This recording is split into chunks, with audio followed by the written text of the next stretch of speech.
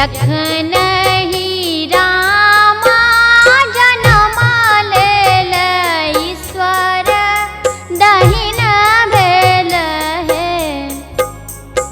जखन ही रामा जनम लेल ईश्वर दहिन भेल है। माई हे दुष्ट मरय किया फाती मित्र घर सोहर है। माई हे दुष्ट मरय हिया फाटी मित्र घर सोहर है। माई हे दुष्ट मरय हिया फाटी मित्र घर सोहर है।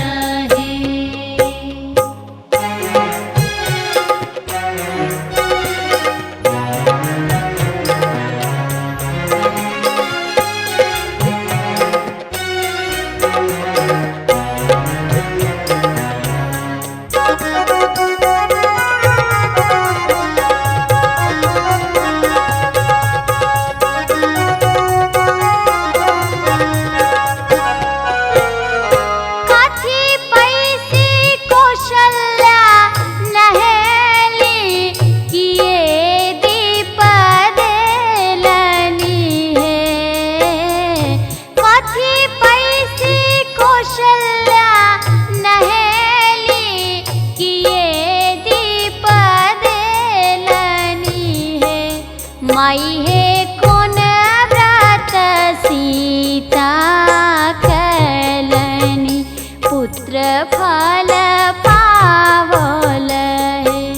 माई हे दुष्ट मरय हिया फाटी मित्र घर सोहर है। माई हे दुष्ट मरय हिया फाटी मित्र घर सोहर है।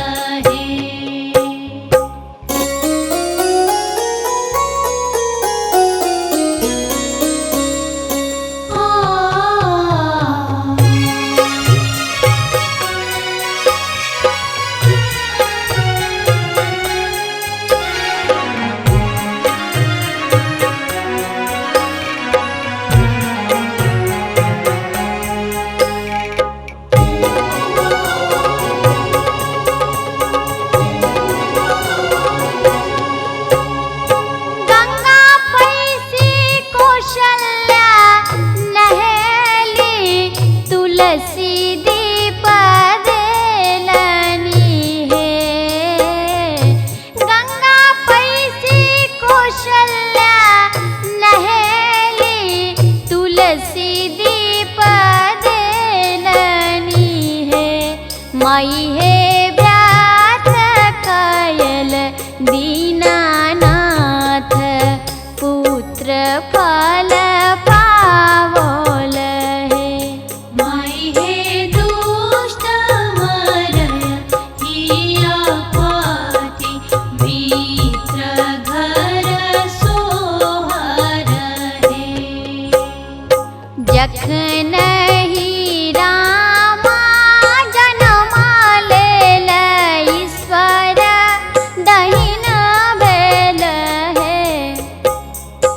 जखन ही रामा जनम लेल ईश्वर दहिन भेल है। माई हे